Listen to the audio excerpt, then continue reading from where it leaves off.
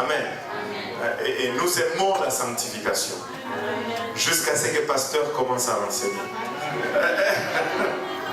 Et là, quand il commence à l'enseigner, là, les gens disent, là, pasteur, tu commences à te mêler de ceux qui ne te regardent pas. Jusque-là, tu étais correct, mais là, tu commences à te mêler de ceux qui ne te regardent pas. Mais ce n'est pas l'esprit que je ressens ici aujourd'hui. Amen. Je ressens plutôt un esprit qui dit, pasteur, enseigne, prêche, parce que nous voulons aller au ciel. Alléluia. Dis-nous qu'est-ce que nous devons changer. Dis-nous comment nous devons vivre. Alléluia. Gloire au nom de Jésus. Et c'est ma responsabilité, je veux la prendre, mais l'assumer. Je ne veux avoir le sang de personne sur le main. Alléluia. Si vous n'allez pas au ciel, ce n'est pas parce que ce pasteur-ci ne vous a pas prêché la vérité. C'est parce que vous avez choisi de ne pas écouter sa voix. Alléluia. Mais nous allons aller au ciel. Amen. Moi, ma responsabilité, c'est de prêcher la vérité. Et vous, votre responsabilité, c'est d'appliquer cette vérité. Et si nous travaillons comme ça à l'unisson, nous allons tous y arriver. Alléluia. Nous allons aller dans cette série que nous avons fait il n'y a pas longtemps à Saint-Laurent, qui est intitulée Vase d'honneur. Nous voulons être des vases d'honneur. La parole de Dieu nous dit que dans la maison de Dieu, il y a plusieurs vases avec différentes utilités, avec différents usages. Nous ne voulons pas être des vases inutiles. Nous voulons être des vases d'honneur. Nous ne voulons pas être des vases sans valeur. Nous voulons être des vases d'honneur. Vous savez, quand nous regardons le monde chrétien aujourd'hui, il y a des images. J'avais une vidéo et une photo que j'ai essayé d'envoyer, mais ce n'est pas parti. Je ne sais pas pourquoi ça bug sur mon téléphone. Dommage. Mais je vais quand même vous en parler un peu. La dernière fois, je vais essayer de le texter peut-être, parce que ça essaie encore d'envoyer jusqu'à présent, ça n'arrive pas. Bon, je ne sais pas qu'est-ce qui se passe, mais moi et la technologie, des fois, nous sommes deux. Bon, je vais essayer par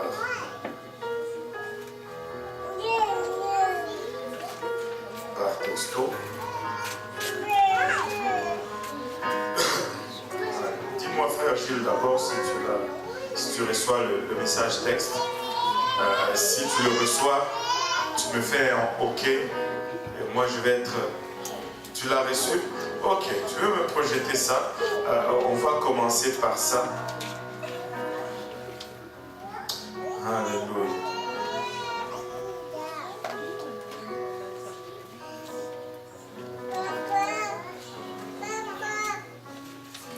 Alors, là, je ne sais pas si maintenant, la vidéo, je peux aussi essayer par texte.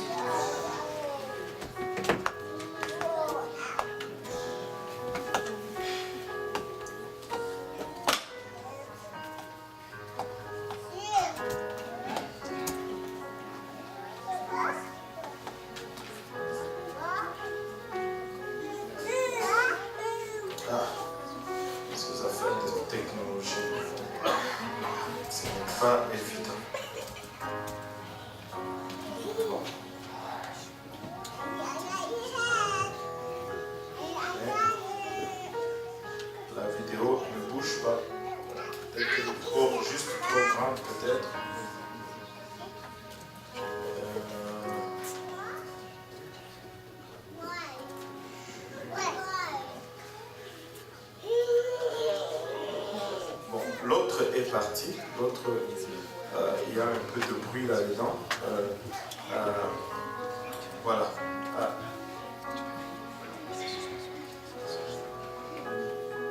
Tu as reçu la vidéo aussi, frère Gilles? Je vais vérifier. Oui. Alléluia. On va voir juste le dégât d'eau qu'on avait dans le sous-sol. Et puis après, on va rentrer. Mais pendant qu'il s'apprête, je veux dire ceci. Aujourd'hui, l'homme le monde religieux, le monde de la religion, on dirait qu'on recherche toute autre chose si ce n'est la parole de Dieu. On va se donner des principes, des préceptes, des pratiques. Du temps que ce n'est pas la parole de Dieu, c'est correct. Mais quand on veut rentrer dans ce que la parole de Dieu nous demande, on applique les freins, on résiste. Même si on doit avancer, on laisse des traces en arrière. On ne laisse pas des pas, mais des traces en arrière. Parce qu'il faut littéralement nous tirer dans la volonté de Dieu. L'Église de Dieu ne doit pas être comme ça. En fait, si notre pratique est telle, c'est comme si l'Église que nous sommes, l'Église est considérée comme étant l'épouse de Christ, n'est-ce pas? L'Église est considérée être l'épouse de Christ. Imaginez-vous une femme qu'on amène en mariage. Imaginez-vous la sœur Avia. Et elle laisse des traces en arrière. Non, non. Pauvre frère Paul, il va regarder ça, il va secouer la tête. Il dit, waouh, ça va être un beau mariage. Mais non. Mais c'est ce que nous faisons avec le Seigneur. Je t'aime Seigneur, mais pour aller, on laisse des traces en arrière. On devait courir vers le Seigneur. On devait embrasser vers le Seigneur. On devait être prompte à rencontrer ce désir parce qu'on l'aime. On va toujours fonctionner avec le Seigneur sur une base d'amour. Parce que nous sommes l'épouse de Christ. Et pour qu'il y ait mariage, ça prend un oui de deux côtés.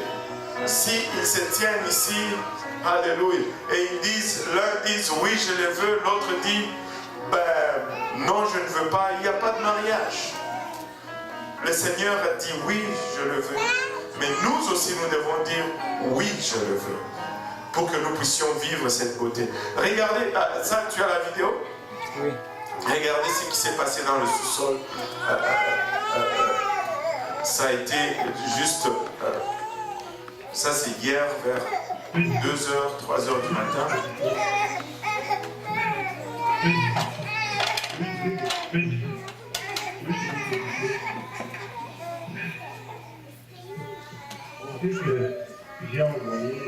C'était comme ça tout le long du...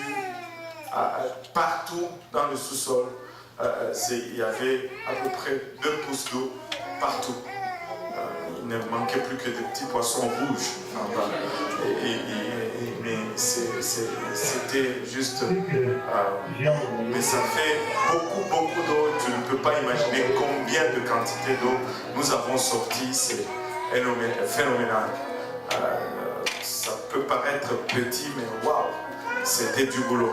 On a commencé vers 10h, on a fini vers 16h30 à peu près. Anyway, la photo, montre-moi la photo.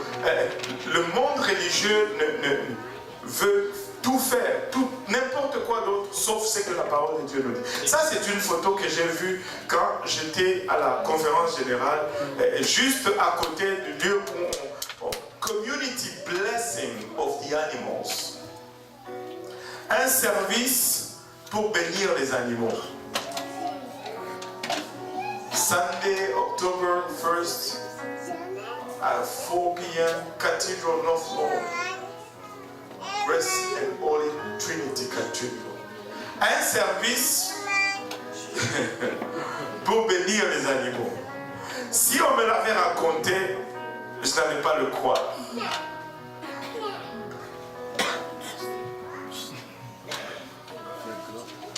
J'ai pris la photo.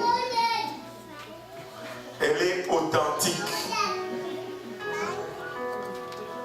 Je ne vous mens pas. C'est moi ici, c'est dans mon appareil. j'ai pris la photo, j'étais dans la voiture et j'ai même forcé une lumière verte. Je suis resté parce que je voulais absolument prendre la photo. Ça m'a renversé. Et tu peux aller hein, si tu veux vérifier. Kissy Cathedral.org.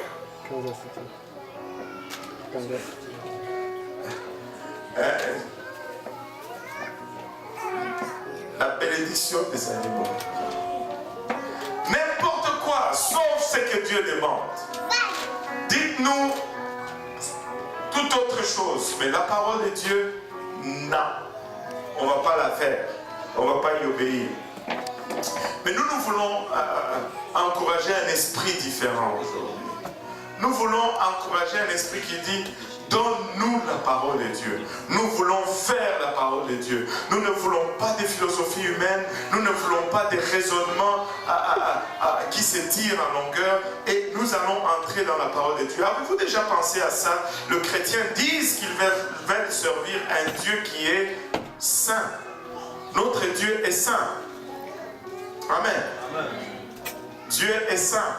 Saint, saint, saint est l'éternel Dieu tout-puissant. Et nous voulons servir ce Dieu qui est saint.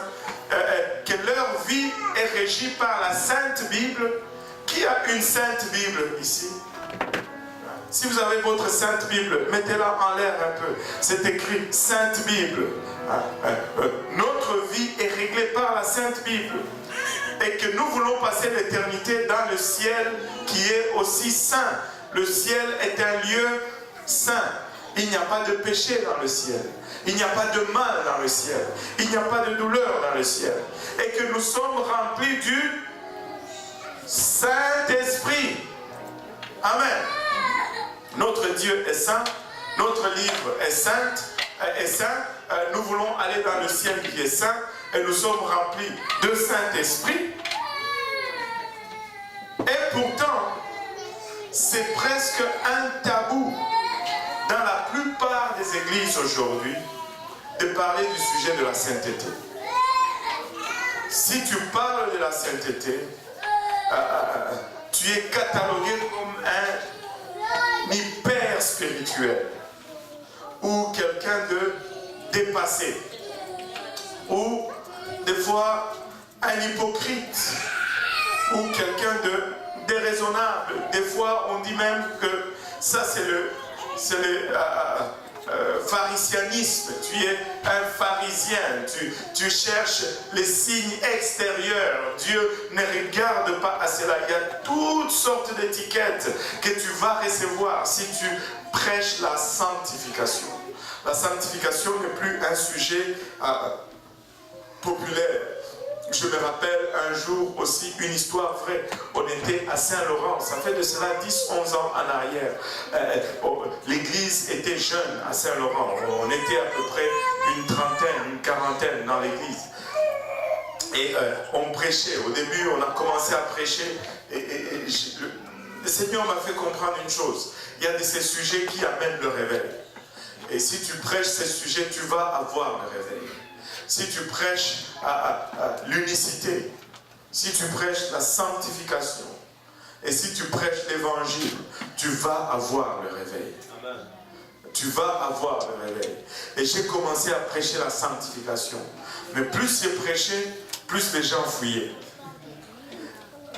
Les gens vont venir, tu prêches la sanctification, ils fuient. Là, c'est un risque que je suis en train de prendre encore ici. Les gens viennent, tu prêches la sanctification, ils fuient. Et là, tu te demandes, Seigneur, qu'est-ce que j'ai fait? Il dit, prêche encore. Là, tu évangélises, les gens reviennent, tu prêches encore la sanctification, les gens fuient encore. Jusqu'à ce qu'un jour, on a reçu la visite d'un couple. Monsieur et madame étaient pasteurs, et ils étaient du Congo.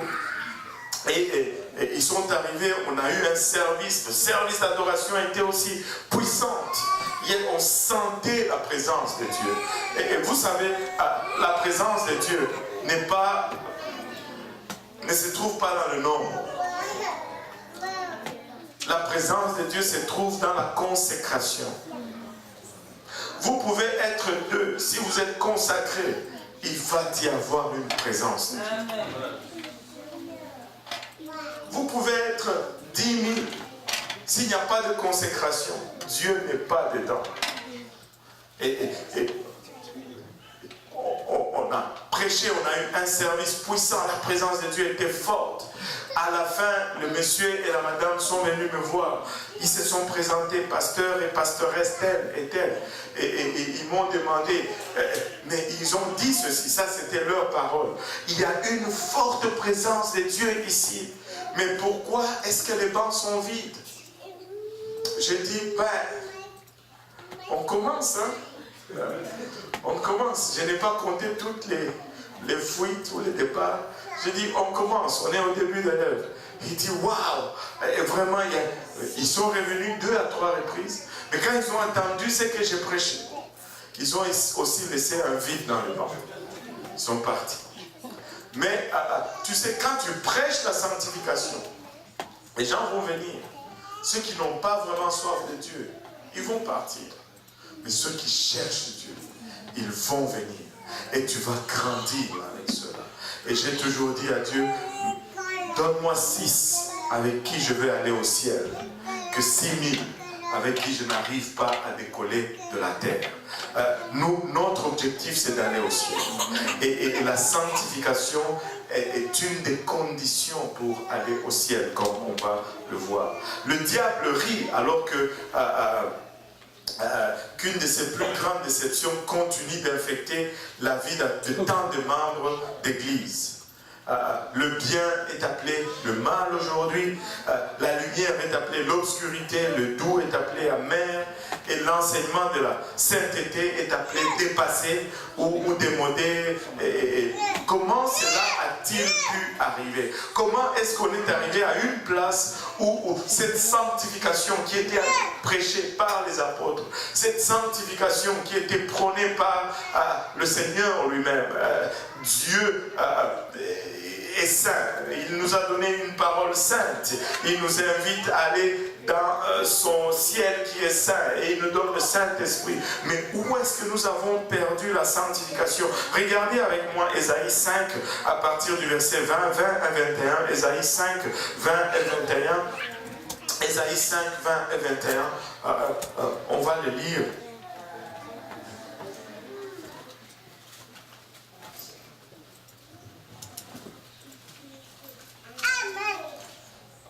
Malheur à ceux qui appellent le mal bien et le bien mal, qui changent les ténèbres en lumière et la lumière en ténèbres, qui changent l'amertume en douceur et la douceur en amertume. Malheur à ceux qui sont sages à leurs yeux et qui se croient intelligents. Donc, vous savez, le problème, c'est lorsque nous avons commencé à penser que nous sommes intelligents. Nous sommes sages. Nous avons commencé à chercher nos propres voies au lieu de suivre la voie de Dieu. Nous avons commencé à chercher nos propres façons, nos propres méthodes, au lieu de suivre les façons et les méthodes de Dieu. C'est là où nous avons commencé à appeler le bien mal. C'est que Dieu nous a dit depuis longtemps, nous l'avons regardé comme dépassé, comme obsolète. Mais regardez, laissez-moi vous dire ceci. Dieu ne change pas, il est le même hier, aujourd'hui et éternellement. Il n'y a aucun nombre de variations en Jésus-Christ. Ce qu'il aimait hier, il va l'aimer aujourd'hui et il va l'aimer aussi éternellement. Ce qu'il n'aimait pas hier, il ne va pas l'aimer aujourd'hui et il ne va pas l'aimer aussi éternellement. Dieu ne change pas. C'est pourquoi la Bible ne peut pas être démodée. La Bible ne peut pas être dépassée parce que Dieu ne change pas. Si elle nous dit quelque part que Dieu n'aime pas que nous nous insultons les uns les autres, même si on revenait 2000 ans après, cela va rester une vérité parce qu'en Dieu, il n'y a aucun nombre de variations. Dieu ne change pas. Donc ce qu'il considérait péché hier, il va le considérer péché aujourd'hui, il va le considérer péché demain. Si Dieu considérait l'homosexualité péché il y a 2000 ans, il va le considérer péché aujourd'hui, il va le considérer péché demain. Allô? Et pour cela, nous allons tous être d'accord. Mais il y a beaucoup d'autres choses que Dieu considère comme mauvais. Et que nous allons les voir, des choses de notre routine, de notre quotidien, les choses que nous aimons, les choses pour lesquelles nous allons des fois même nous battre. Mais Dieu va regarder cela, il va dire, ça c'est pas bon. Et nous allons commencer à lutter avec Dieu parce que nous pensons plus sages, nous pensons plus intelligents. Et la Bible nous dit malheur à ceux qui sont sages à leurs yeux et qui se croient intelligents. Et laissez-moi juste fermer cette parenthèse parce qu'elle se trouve encore dans ma tête. Ils disent, ben, l'homosexuel, il est né comme ça, donc c'est normal.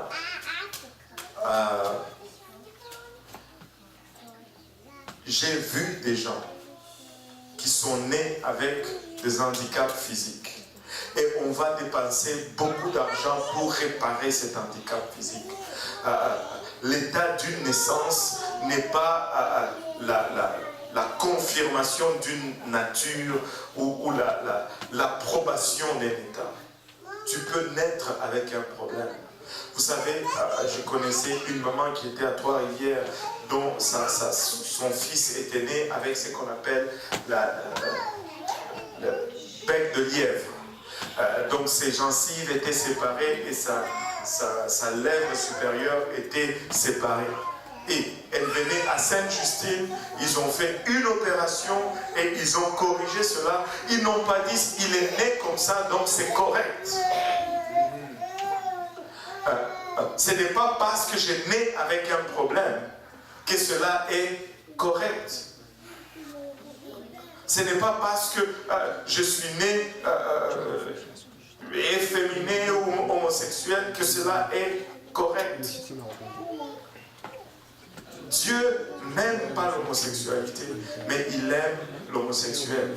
Et l'homosexuel peut venir et être délivré et devenir la créature que Dieu a conçue qu'il soit, parce qu'il y a de la puissance dans la maison de Dieu. Comme ceux qui vont à l'hôpital pour régler un problème physique de naissance, tu peux venir à l'église et régler un problème spirituel de naissance. Alléluia. Peut-être qu'une meilleure question est celle-ci. Pourquoi le diable combat-il autant la doctrine de la sainteté? Je vais donner 3 raisons du pourquoi. Je suis sûr qu'il y en a beaucoup d'autres, mais on va regarder juste 3 raisons pourquoi le diable lutte avec la sanctification. La première des choses, c'est que le mode de vie de sainteté est un commandement de Dieu pour tout son peuple. Et le diable n'aime pas quand les gens font le commandement de Dieu. Le diable n'aime pas quand nous voulons vivre selon ce que Dieu demande. Et si tu t'appliques à vivre comme la parole de Dieu le demande, le diable va te combattre. Amen. Il va te combattre. Regardez, 1 Pierre 1, 15 et 16 nous dit ceci.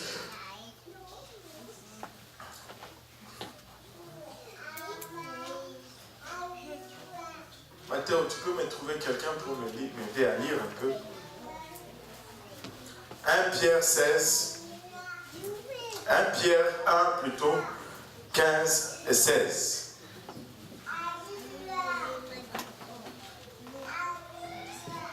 Ça dit,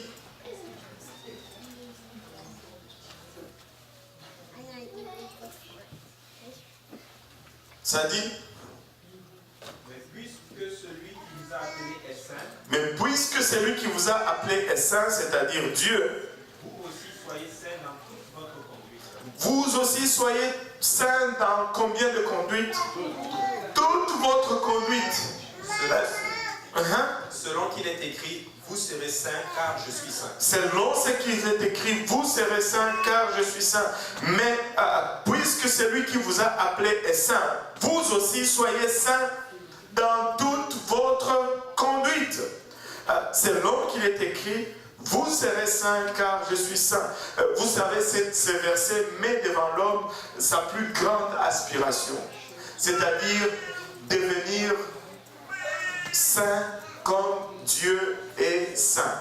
Et ça, c'est la plus grande aspiration de tout homme ici sur terre. La plus grande aspiration pour toi, ce n'est pas devenir ingénieur. La plus grande aspiration, ce n'est pas devenir médecin. La plus grande aspiration, ce n'est pas devenir avocat ou quelconque autre fruit. La plus grande aspiration pour toi, c'est de devenir à la ressemblance de ton Créateur, c'est-à-dire devenir saint comme Dieu est saint. Parce que c'est la seule chose qui va te faire traverser de l'autre côté de la tombe. Vous savez, nous marchons et nous allons tous vers une tombe. Et nous ne voulons pas que cette tombe soit notre destination finale. Amen. Alléluia. Deuxième point, pourquoi le diable lutte tellement contre la sanctification, c'est que sans un mode de vie de sainteté, nous ne pouvons pas aller au ciel. Amen. Si tu n'appliques pas la sanctification, tu ne vas pas aller au ciel. Ce n'est pas parce que je l'ai dit. Allô? C'est parce que la Bible le dit. Ça, ce ne sont pas les paroles de Dieudonné Kaosi, ce sont les paroles de la Bible, du Seigneur. Hébreux 12, 14 nous dit ce qui suit. Hébreux 12, 14.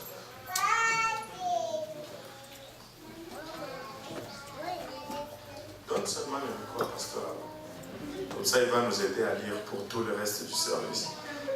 Recherchez la paix avec tous et la sanctification sans laquelle personne ne verra le Seigneur. Recherchez la paix avec tous et la sanctification sans laquelle personne ne verra le Seigneur. Vous savez que ce verset est aussi vrai que Acte 2, 38. Quand la Bible dit « Repentez-vous et que chacun de vous soit baptisé au nom de Jésus-Christ pour le pardon de vos péchés et vous recevrez le don du Saint-Esprit. » Et nous sommes contents. Ouais. Mais quand il dit aussi « Recherchez la paix avec tous et la sanctification sans laquelle personne ne verra le Seigneur », c'est la même chose. Ces versets ont la même force, la même puissance, la même valeur. C'est le même Dieu qui a donné ces versets-là. Autant que cela est vrai, autant que ce verset aussi est vrai.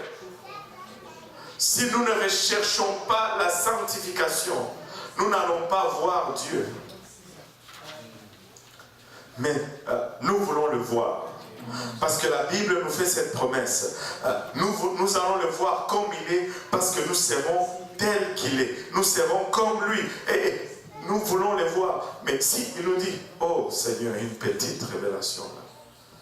Vous serez comme il est, alors vous le verrez tel qu'il est. Regardez le verset que nous avons lu tout à l'heure. Vous serez saints car je suis saint. S'il est saint, nous devons être comme il est. Et comme nous allons être comme il est, alors comme aussi nous allons le voir.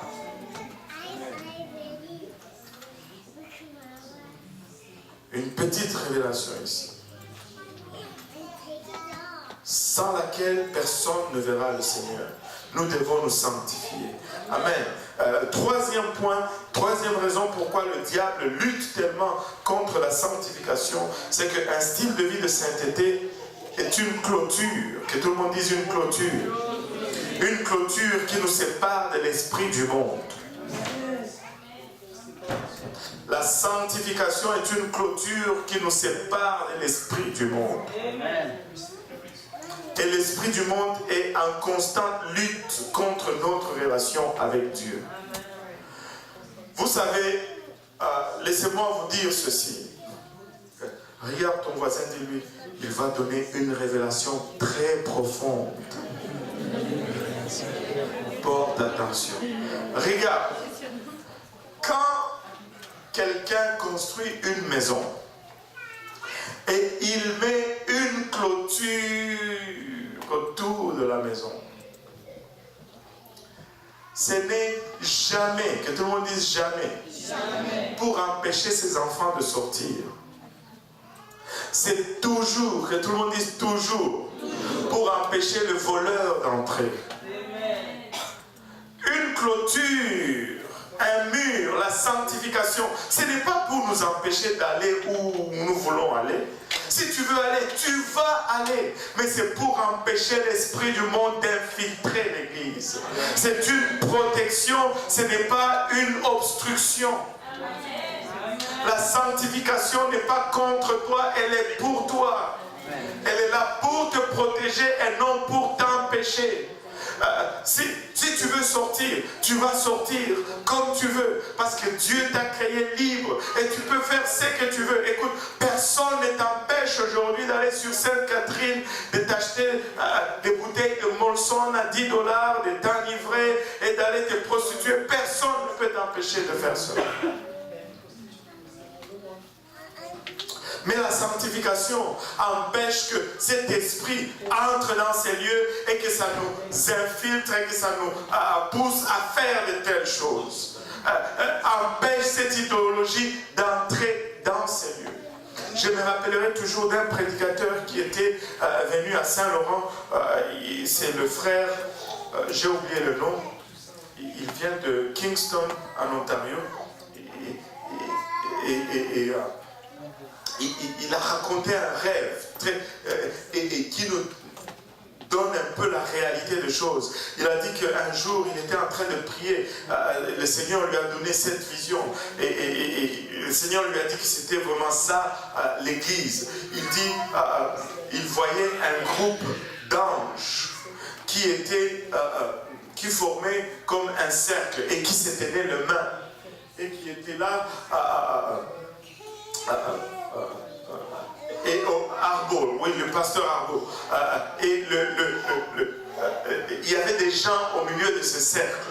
Et à l'extérieur du cercle, il y avait des esprits méchants qui attaquaient, qui dévoraient tout ce qui était à l'extérieur. Mais ces gens qui étaient à l'extérieur, ils priaient, ils louaient Dieu. Et du temps qu'ils étaient dans le cercle, ces esprits essayaient d'entrer. Ils ne pouvaient passer cette barricade angélique. Et de temps en temps, alors que ces gens priaient, quelqu'un, après avoir lutté avec ces esprits méchants, a forcé sa voix. Et quand la personne devait rentrer, les anges se séparaient comme ça, la personne entrait. Et puis, ils se tenaient encore. Et là, cette personne recouvrait ses forces et devenait fort. Mais ce qui était vrai dans un sens était vrai aussi dans l'autre. C'est que de temps en temps, quelqu'un qui était au milieu du cercle, pour une raison comme ça, allait vouloir sortir. Mais les anges n'allaient pas l'empêcher de sortir. Ils allaient aussi se tasser et la personne allait sortir. Mais à peine qu'il sortait, c'est comme s'il était aspiré par ces esprits et par ces démons. Et là, c'était la lutte et la bataille qui commençait. Et ainsi de suite. Tu sais, la sanctification, c'est un mur pour te protéger. Amen. Et non pour te retenir. Tu es libre, surtout au Canada. C'est un pays libre. À mon époque, au Congo, le président nous faisait faire des choses, même si tu ne voulais pas, tu le faisais. Tu ne voulais pas chanter, tu chantais. Si tu ne chantes pas, on te chicote. Tu ne voulais pas payer l'effigie du président, tu payais quand même. Si tu ne payes pas, on te chicote. Et c'était comme ça. Mais ici, on est libre. On peut insulter le Premier ministre. Tu peux faire ce que tu veux. Et personne ne peut te forcer à venir à l'église. Personne ne peut te forcer à vivre la parole de Dieu. Si tu vas la vivre, c'est par choix que tu vas la vivre. Personne n'est ici par force. Et il n'y a personne chez qui le pasteur Abou est allé avec une arme et dire, écoute Agnès, tu viens aujourd'hui à l'église ou sinon ça va aller mal. Non, non, non. Personne. Tu ne peux pas faire une telle chose comme ça dans ce pays où tout le monde est libre. Et la sanctification n'est imposée sur personne. Mais si nous voulons être comme Dieu, nous allons suivre ses préceptes. Si nous voulons être à sa ressemblance, nous allons suivre ce qu'il nous demande d'être. 2 Corinthiens 6, verset 16, et on va aller jusqu'au chapitre 7, le premier verset. On va traverser 2 chapitres. 2 Corinthiens 6, verset 16. Quel rapport y a-t-il entre le temple de Dieu et Non, les idoles? 2 Corinthiens. 2 Corinthiens 6, verset... Oh oui, 16, c'est bon, j'avais 17 ici, 16. Quel rapport y a-t-il entre le temple de Dieu et les idoles? Car nous sommes le temple du Dieu vivant, comme Dieu l'a dit. Nous sommes le temple du Dieu vivant, comme Dieu l'a dit. Quand l'Esprit de Dieu vient habiter en nous, nous devenons le temple de Dieu. Alléluia. J'habiterai et je marcherai au milieu d'eux. Je serai leur Dieu et ils seront mon peuple. C'est pourquoi sortez du milieu d'eux. C'est pourquoi sortez du milieu d'eux. Et séparez-vous, dit le Seigneur. Et séparez-vous. Ne touchez pas à ce qui est impur. Et je vous accueillerai. Je vous accueillerai. Je serai pour vous un père et vous serez pour moi des fils et des filles, dit le Seigneur Tout-Puissant. Verset 1 du chapitre 17. Ayant donc de telles promesses, bien-aimés, purifions-nous de toute souillure de la chair et de l'esprit en achevant notre sanctification dans la crainte de Dieu. Dans la crainte de Dieu. Et écoute, nous ne faisons pas ceci juste comme ça. Nous avons des grandes promesses de la part de Dieu. Dieu nous dit, nous sommes le temple. Nous sommes son temple, littéralement. Quand le Saint-Esprit vient habiter en nous, c'est Dieu qui habite en nous. Nous sommes le temple du Saint-Esprit. Et il dit, sortez du milieu d'eux, séparez-vous, ne touchez pas à ce qui est impur. Si vous faites cela, alors je vais vous accueillir. Vous serez pour moi des fils et des filles, et je serai votre Dieu. En tout cas, s'il y a quelque chose que je désire qu'il soit mon Dieu. Je désire qu'il soit mon Dieu. Je désire être un de ses fils. Il dit, ayant donc de telles promesses, si on considère de telles promesses, bien-aimés, purifions-nous de toute souillure de la chair. Ne tergiversons pas, faisons-le, abandonnons ces choses, parce que nous voulons obtenir ces promesses. Ces promesses sont plus grandes que ces choses que Dieu nous demande d'abandonner. Amen. Le diable déteste la sainteté. Il craint l'Église apostolique parce que nous sommes différents d'une Église normale. Et cela de plusieurs façons. Une Église apostolique n'est pas comme toutes les autres Églises. Une Église apostolique, c'est une Église apostolique.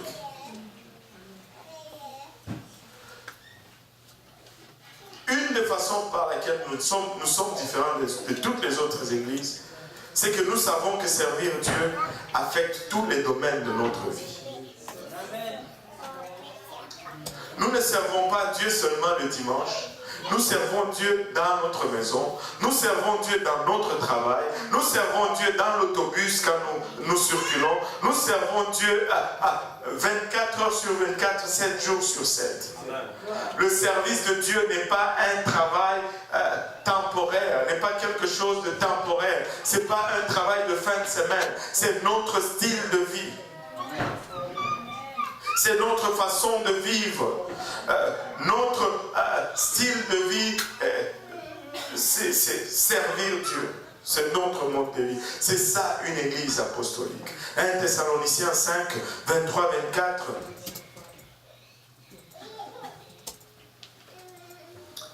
Quand tu sers Dieu, ça va affecter tout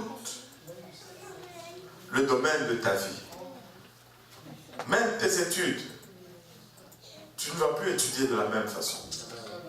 Premièrement, tu vas toujours remettre tes devoirs à temps. Parce que tu es apostolique. Tu obéis au professeur. Tu vas être poli avec l'enseignant. Parce que tu es apostolique. Tu vas toujours faire tes devoirs. Tu vas étudier parce que c'est ta responsabilité. Un apostolique remplit ses responsabilités. Et tu vas avoir des bonnes notes. Et tu vas être premier de ta classe. Parce que les apostoliques sont toujours premiers et non derniers. La Bible dit nous sommes la tête et non la queue. Vous ne semblez pas être convaincus là, pour la dernière chose là. Aïe, aïe, aïe, aïe. À moins que vous soyez 4 ou 5 apostoliques dans la même classe, là il y aura peut-être 4 premiers.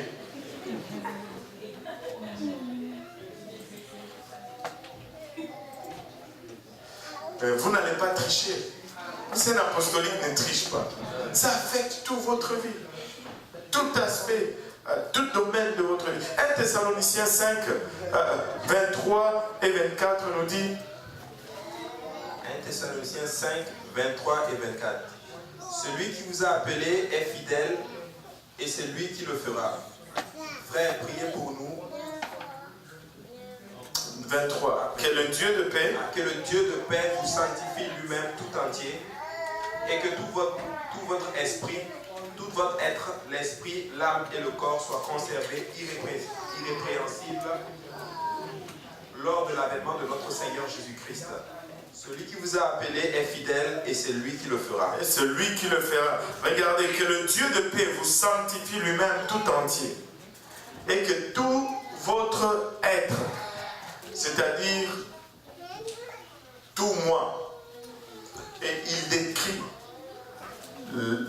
l'esprit, l'âme et le corps. Nos trois dimensions d'existence passent par la sanctification. Et le Seigneur m'a montré une chose que je trouve vraiment très cool, que je vais partager avec vous, à propos de ces trois niveaux de sanctification, le corps, l'âme et l'esprit. Vous savez, quand Adam et Ève étaient dans le jardin d'Éden, ils ont péché, ils ont désobéi à Dieu. Et la punition, c'était la mort. Le jour où tu en mangeras, tu mourras certainement. Et ils sont morts ce jour-là. Mais nous les voyons vivre Adam jusqu'à 960 ans d'existence après qu'ils aient mangé le fruit devant lui. Mais qu'est-ce qui s'est passé? C'est que dans l'esprit, Adam est mort. L'esprit, c'est cette interface en nous qui nous permet de communiquer directement avec Dieu.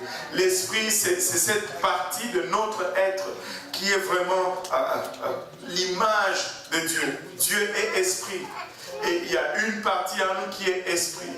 Mais bang, l'interface est morte. Il ne pouvait plus communiquer avec Dieu comme il pouvait communiquer avant.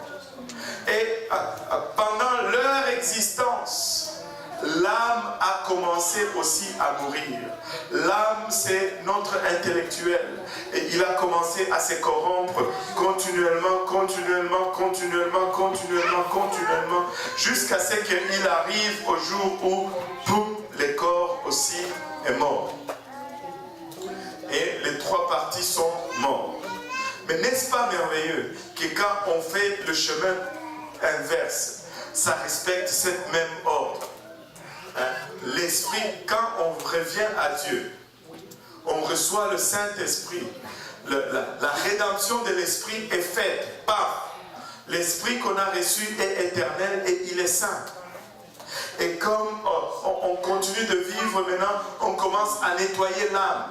Le processus de l'âme continue. On lit la parole de Dieu. On change notre intellect. Nos idées changent. Notre pensée devient de plus en plus sainte. Jusqu'à ce qu'un jour, la trompette sonne. Mais pendant ce temps, notre corps, lui, subit encore les effets de notre péché. Des fois, tu as mal au dos, comme aujourd'hui, tu as des bobos, mais en ce jour-là, alors que Dieu va conclure encore une fois l'œuvre, et le corps va être glorifié, le processus inverse respecte l'ordre avec lequel nous sommes tombés dans la décadence. N'est-ce pas que notre Dieu est parfait? Oui, sœur Clémence. Si Adam va être sauvé, je ne sais pas. Je ne sais pas s'il va être sauvé. La Bible ne me donne pas beaucoup de détails là-dessus. Au fait, la Bible ne donne pas beaucoup de détails si quelqu'un est sauvé ou pas. Très rares sont ceux-là qu'on peut compter peut-être sur une main, peut-être Enoch qui a été pris par Dieu, Élie qui a été enlevé. Bon. J'ai dit Enoch. J'ai dit Enoch et puis j'ai dit Élie, non? Moïse, peut-être, je ne sais pas, parce que là, le diable se battait avec l'ange pour son corps. Bon, enfin, je connais 2 qui sont montés. À part ça, bon, le reste est entre les mains de Dieu. Abraham, on peut dire, le saint d'Abraham. Bon, mais Lazare, il est ressorti, on ne sait pas s'il est après. Parce que, mais oui, mais il était revenu à la vie. Ah non. Mais tu sais, la plupart des gens disent que c'est le même, en fait. Oui. Anyway, on va laisser ça comme ça. Des spéculations. Écoute, là, on est en train de spéculer. On ne peut pas mettre personne au ciel.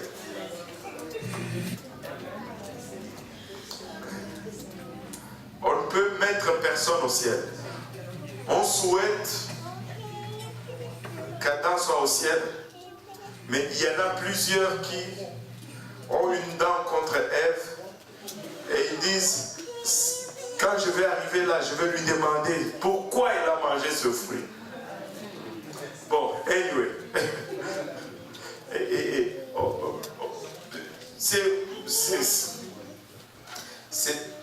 Moi, on évite toujours de dire que tel est allé où. Parce que ce n'est pas notre prérogative. Nous devons nous assurer que nous faisons bien pour y aller. Et une fois là-bas, nous allons voir qui y est et qui n'y est pas. Maintenant, nous savons que servir Dieu affecte tous les domaines de notre vie, et aussi bien que notre esprit, notre âme et notre corps. Notre corps est au service de Dieu. Les gens disent, oh, Dieu demande seulement le cœur.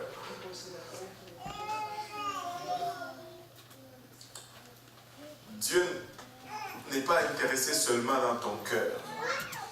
Il est intéressé dans tes poumons. C'est pourquoi il dit ne fume pas. Il est intéressé dans ton estomac, dans ton foie. Il est intéressé dans tout ton corps. Parce qu'il habite là-dedans. Ce n'est pas le cœur seulement que Dieu veut. Tu ne peux pas juste enlever le cœur et tu donnes le cœur à Dieu et puis tu gardes tout le reste. Dieu veut tout ton corps. Dieu veut tes yeux, il veut tes cheveux, il veut tes joues, il veut tout. Il veut ta bouche, il veut ta langue, il veut tes mains, tes pieds. Il en a besoin, il veut tout le corps. Pas seulement le cœur, le corps. Votre esprit, votre âme et votre corps, Dieu les veut. Amen. Deuxièmement, nous savons qu'aimer Dieu signifie aimer ses commandements. Il y a des gens qui vont dire ils aiment Dieu, mais ils n'aiment pas ce que Dieu demande. Ça ne marche pas. Quand tu aimes Dieu, tu vas aimer ses commandements. Regardez 1 Jean 5, 3.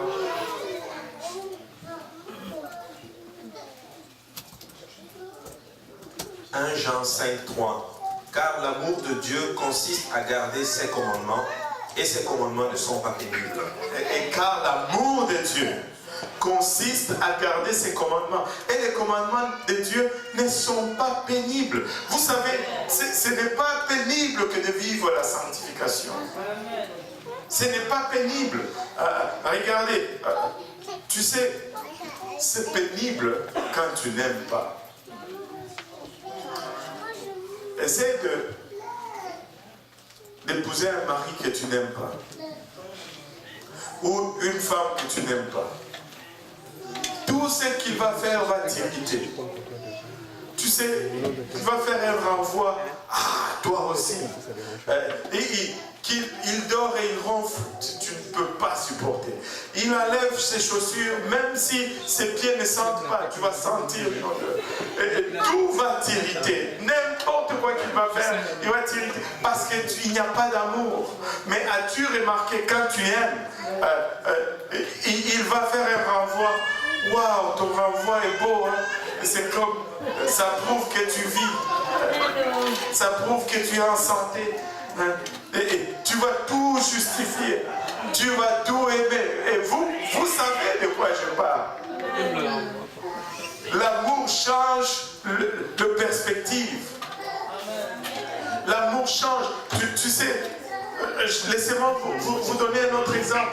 Que les enfants, prenons le cas des bébés. Ton bébé, peu importe le caca qu'il fait, tu ne vas même pas sentir l'odeur, tu vas le changer. Mais si c'est le bébé de quelqu'un d'autre,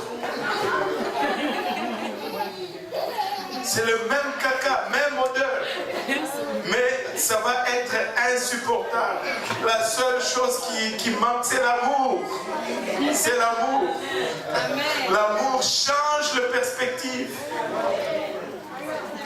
L'amour change de perspective. Quand tu aimes, si les commandements de Dieu sont pénibles, c'est parce qu'il nous manque l'amour de Dieu. Mais si nous aimons Dieu, tout ce qu'il nous demande, nous allons dire oui chérie, nous allons le faire.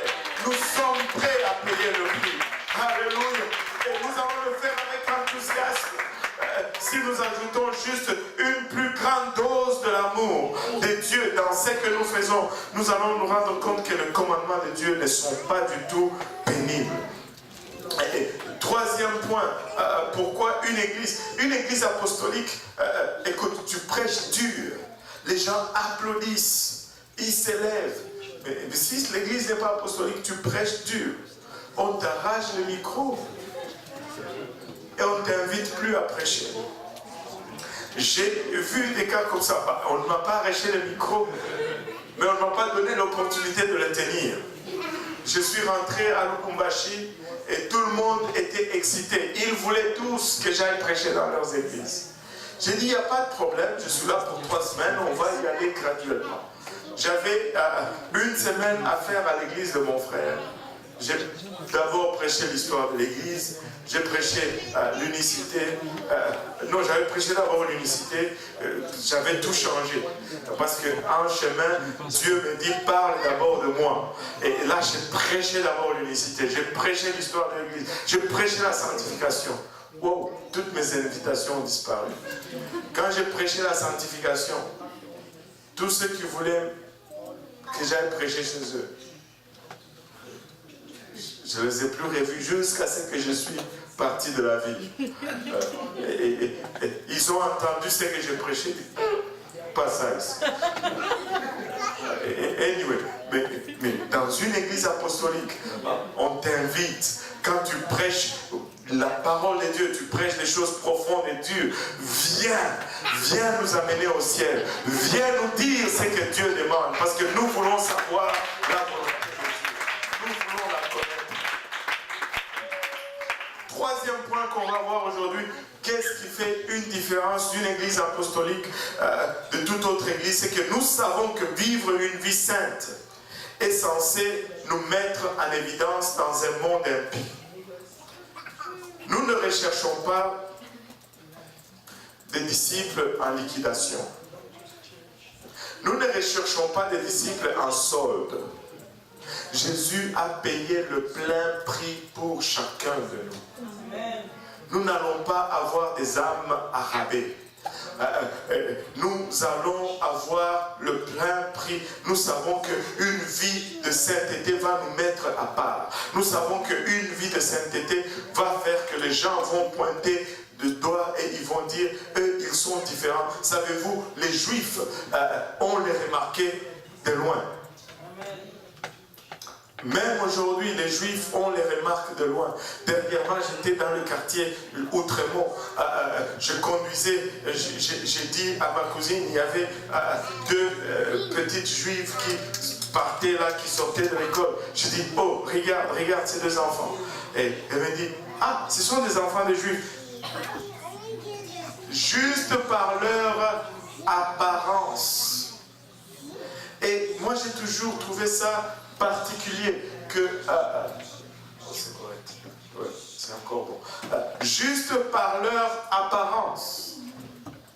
Mais ce que j'ai toujours trouvé particulier, c'est que ces Juifs ressemblent tellement à des pentecôtistes.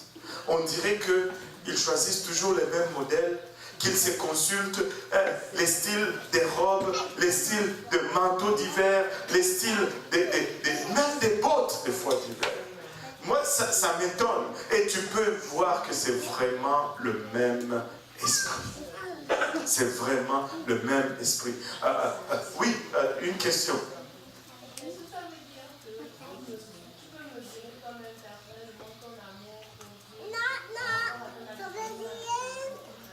Ah oui, alléluia, amen, gloire à Dieu. C'est tellement clair. Regarde, plus tu aimes quelqu'un, plus tu vas faire ce qu'il veut.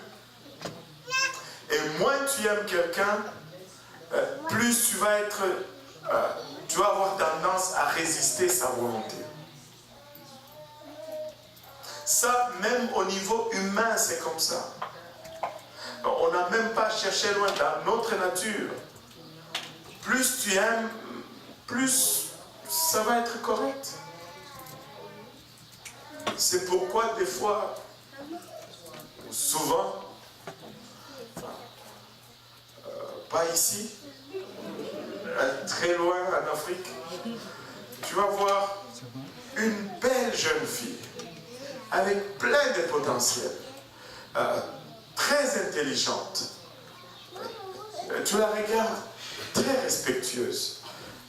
Des fois, tu as même peur de l'aborder. Tu es intimidé.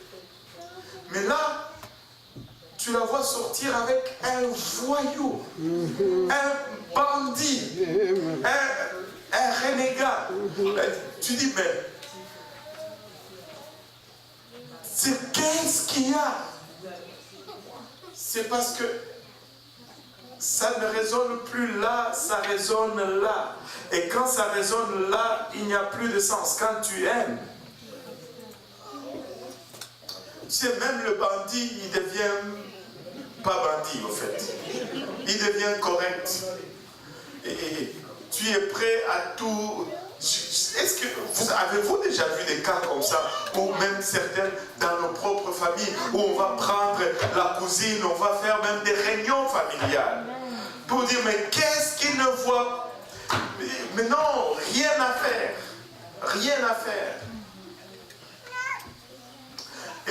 Et ce bandit va lui dire, ok, tu ne rentres pas à la maison aujourd'hui. Elle va dire, oui, je ne rentre pas.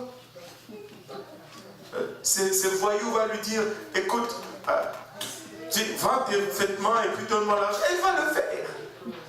Tous les commandements de ce bandit, elle va le faire parce que elle aime. Alors pourquoi est-ce que quand on vient à Dieu, il dit, fais ça, non, je ne veux pas. Oh, mais je t'aime quand même. Ça, c'est faux.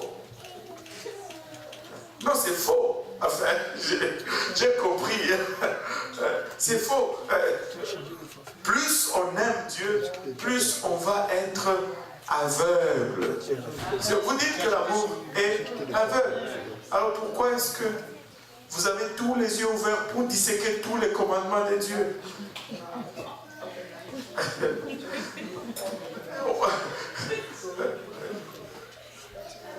Aime le plus et juste obéis aveuglement à ses commandements. Amen. 1 Pierre 2, 9 à 12 vous dit, vous au contraire, vous êtes une race élue, un sacerdoce royal, une nation sainte, un peuple acquis, afin que vous annonciez le vertu de celui qui vous a appelé des ténèbres à son admirable lumière. Écoute, peut-être que quand vous étiez dans le ténèbre, dans le monde, vous n'étiez pas visible. Mais si vous commencez à marcher dans la lumière, vous allez être visible. Si vous commencez à appliquer la sanctification, vous allez être remarquable. On va vous pointer du doigt. On va vous persécuter parce que vous allez être à part. Amen. Vous qui autrefois n'étiez pas un peuple et qui maintenant êtes le peuple de Dieu. Vous qui n'aviez pas obtenu miséricorde et qui maintenant avez obtenu miséricorde. Bien-aimés, je vous exhorte comme étrangers et voyageurs sur la terre, à vous abstenir des convoitises charnelles qui font la guerre à l'âme. Écoutez, laissez-moi vous permettre, vous suggérer ceci. Un étranger, on le remarque toujours. Un étranger, un touriste, on le remarque toujours. Écoute, va à New York aujourd'hui. Tu peux essayer de porter des gros vêtements, des pantalons qui traînent et de marcher comme un gang. Mais si tu n'es pas de là, on dirait qu'on te identifie facilement. On voit, ah, lui, il n'est pas d'ici. Tu sais, on était au Congo. Bien qu'on était plein de noirs. Mais dès qu'on passait juste par l'autre façon de marcher et de regarder, ça, ce sont des étrangers. Tu sais, essaye d'aller acheter une pièce. Tu es noir comme tous les autres. Mais juste par la façon que tu... Le prix triple.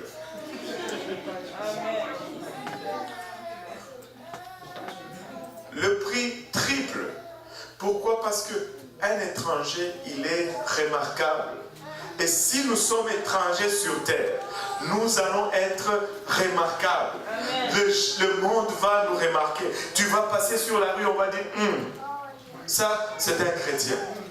Ça c'est une chrétienne. Et il n'est pas de ce monde. Il n'est pas de ce monde. Et nous devons être remarquables. Parce que nous ne sommes pas de ce monde. Nous sommes des étrangers sur terre. Amen. Ayez au milieu des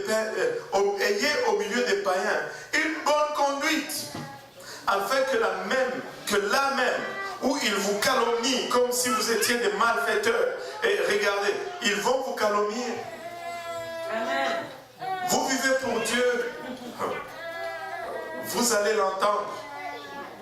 Et vous savez, vous allez aller à des places où on va vous dire, ah, donne ta vie à Dieu et tout va être correct, tous tes troubles vont finir. Ding dong, t'as tort. Ce n'est pas comme ça. Des fois, je devrais dire souvent, tu donnes ta vie à Dieu, c'est là que même tes troubles commencent. La seule différence, c'est que tu auras toujours la victoire sur tes troubles. La seule différence, c'est que tu auras toujours le Seigneur avec toi dans tes troubles. Mais des fois, tes troubles doublent et triplent parce que tu as donné ta vie à Dieu. Mais laisse-moi te dire, ces mêmes troubles, avant tu y faisais face sans Dieu et c'était déprimant. Mais aujourd'hui, avec le Seigneur, les troubles sont là, mais tu es prêt comme un boxeur qui rentre sur un ring de combat. Et il sait qu'il va recevoir des coups, mais il va en donner aussi. Il va en donner. Il va en donner. Ayez au milieu des païens une bonne conduite, afin que là même où ils vous calomnient, comme si vous étiez des malfaiteurs, ils remarquent vos bonnes œuvres et glorifient Dieu au jour où il les visitera. Écoute, nous sommes des témoignages vivants. Nous devons être une lumière qui reluit dans ce monde, afin que les gens puissent voir et glorifier Dieu le jour que Dieu va le visiter. Dans une église apostolique, nous ne rejetons pas la sainteté. Nous nous réjouissons dans la sainteté. Quand la sainteté est prêchée, nous sommes contents. Maintenant que nous avons commencé la série sur l'enseignement de la sainteté, on ne veut pas que l'assistance diminue. Sinon, on ne se réjouit pas. Nous ne sommes pas embarrassés par la sainteté. Nous n'avons pas honte de la sanctification. Nous l'embrassons, la sanctification. Amen. Et nous ne voulons pas nous sous-estimer la sainteté. Nous voulons la comprendre. Nous voulons la vivre. Nous voulons vivre une vie sainte dans tout aspect de notre vie. La sainteté est l'un des concepts le plus anciens de la Bible. La sainteté est aussi ancienne que Dieu lui-même.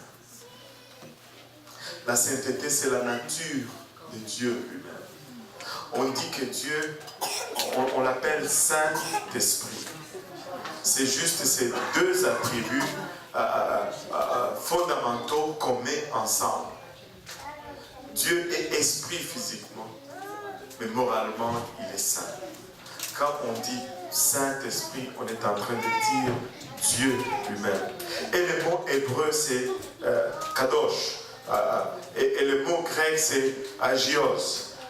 Ces deux mots portent le sens de se retirer ou se séparer ou être différent. Et dans l'Ancien Testament, si vous remarquez les choses saintes, ou les lieux saints, ou les gens qui étaient saints, étaient ceux qui étaient séparés de tous les autres. C'était des choses à part. C'était des lieux qu'on gardait à part. C'était des lieux qui étaient consacrés ou des choses qui étaient consacrées exclusivement pour l'usage des dieux ou de ce qui a rapport à Dieu.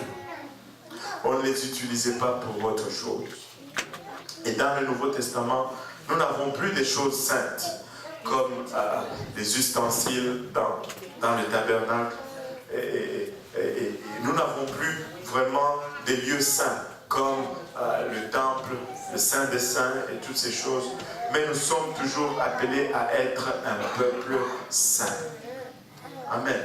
Et dans les deux testaments, le terme sanctification est traduit de même mot hébreu et grec, que ce soit dans l'Ancien ou dans le Nouveau Testament. Ainsi, la sanctification est synonyme de sainteté. Et ça signifie exactement la même chose. Il y en a qui, des fois, essayent de faire une différence entre la sanctification et la sainteté.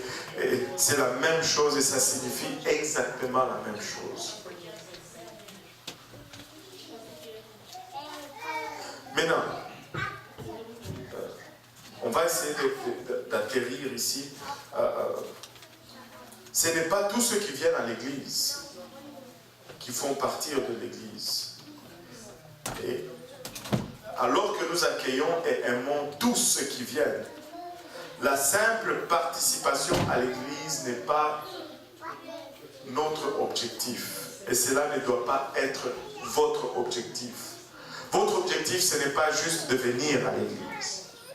Notre objectif et notre but, c'est être sauvés.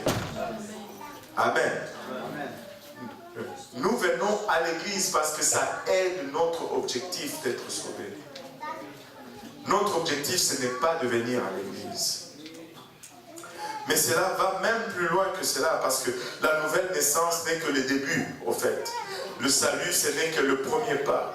Le vrai christianisme n'est pas seulement la décision d'un moment. Ce n'est pas seulement le moment de conviction et puis c'est tout. C'est la dédicace d'une vie. Nous voulons être sauvés, mais nous voulons demeurer dans la sanctification pour préserver notre salut. La Bible nous enseigne que la sanctification, être mise à part dans notre mode de vie, est la volonté de Dieu pour chaque chrétien. Et la sainteté n'est pas facultative pour un enfant de Dieu. Nous devons être des vases d'honneur. Nous devons être des vases d'honneur. Regardez, on va finir avec ce verset 1 Thessaloniciens 4, 3 et 4. 1 Thessaloniciens 4, 3 et 4.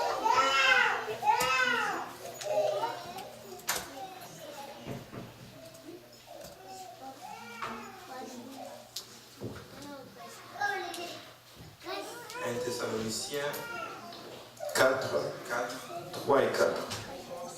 Ce que Dieu veut, c'est votre sanctification. Waouh! Tu voulais connaître la volonté de Dieu. Voilà la volonté de Dieu. Ce que Dieu veut, c'est votre sanctification. Tu n'as pas besoin d'un dictionnaire pour comprendre ces versets. Tu n'as pas besoin d'aller dans le grec et l'hébreu original pour comprendre ces versets. Ce que Dieu veut, c'est votre sanctification. C'est que vous vous absteniez de l'impudicité, c'est que chacun de vous sache posséder son corps dans la sainteté et l'honnêteté. C'est que chacun de vous sache posséder son corps. Encore une fois, le corps. Dieu est intéressé non seulement dans notre pensée, non seulement dans notre esprit, notre âme, mais aussi bien dans notre corps. Amen. Dieu est intéressé dans notre corps. Dieu veut un corps saint. Dieu désire un temple saint. Et c'est là la volonté de Dieu. Ce que Dieu veut, c'est votre sanctification. Alléluia. Et là, on a mis juste quelques bases pour montrer la pertinence de la sanctification. Le jeudi prochain, on va continuer à mettre des bases. Et Dieu voulant, nous allons commencer à entrer dans certains préceptes ou principes de la sanctification. Amen. En nous levant tous ensemble pour ce soir, nous voulons être un peuple saint. Alléluia. Nous voulons être un peuple saint. Amen. Que Dieu nous aide. En baissant nos têtes et en élevant nos voix pour un moment, Seigneur Jésus-Christ, nous te rendons grâce, Papa, pour ton amour, ta bonté et ta fidélité. Te remercions, Père, pour le privilège de ta parole. Papa, l'honneur que nous avons de connaître celle-ci et de sentir ta présence parmi nous. Père, notre prière maintenant, c'est que tu nous aides à grandir l'amour que nous avons vis-à-vis de toi, Seigneur. Papa, nous réalisons que aimer, c'est un choix. Et Papa, nous réalisons aussi que ce choix peut être cultivé, Seigneur. Nous prions, Papa, que cet amour en nous puisse grandir, Seigneur, jour après jour, Papa. Plus nous te connaissons, plus nous voulons t'aimer, Seigneur. Et plus nous connaissons ta parole, plus nous voulons, Papa, embrasser tes commandements, Papa, avec amour et non avec contrainte, Seigneur. Aide-nous tous ensemble, Seigneur, à nous appliquer à la sanctification et à faire reluire ta lumière dans ce monde, afin que plusieurs puissent le voir et qu'ils puissent venir à toi. Seigneur, merci pour chaque personne sous le timbre de ma voix aujourd'hui. Merci, Papa, pour chaque demeure, chaque famille représentée ici. Nous prions maintenant, Seigneur, que le peu que nous avons reçu ici, Papa, nous le transportions dans nos familles, dans nos demeures, afin que cette lumière puisse y reluire également. Papa, il avachata. Nous te prions également que tu nous gardes, Papa, sur notre chemin de retour. Garde-nous pour le restant de la soirée, le restant de la semaine, jusqu'à ce que nous allons nous rencontrer prochainement, Seigneur. Papa, mais d'ici là, ne permets pas que l'ennemi vole la sémence qui a été placée en nous aujourd'hui. Et c'est avec action de grâce dans les cœurs que nous te prions. Dans le nom de Jésus, nous disons tous au nom de Jésus. Alléluia. Pouvons-nous battre nos mains pour le Seigneur juste pour des cris de joie pour lui. Nous témoignons notre désir de voir l'amour que nous avons vis-à-vis de lui grandir continuellement. Papa, donne-nous de t'aimer, Seigneur. Donne-nous de t'aimer, Papa. Donne-nous de t'aimer.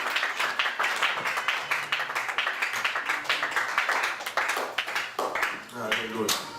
Alors, avant de nous quitter, pardon, deux annonces que j'ai oubliées. Les sacs de hamburgers, pour ceux qui ont acheté des sacs de hamburgers, mais à ma connaissance, je pense que tout était déjà vendu. Vous voyez, avec maman Alice, il y a des sacs de hamburgers congelés à vendre. C'était ce qui était prévu pour le pique-nique. C'est un sac qui contient 25 hamburgers pour $15. C'est un bon prix. Et la fin de semaine, Purpose Institute, pour ceux qui sont inscrits le samedi, ceux qui ne sont pas inscrits le vendredi, c'est ouvert à tout le monde. Purpose Institute, vendredi et samedi. Et voilà. Serrez la main de votre voisin et dites-lui content de vous voir à la maison d'études.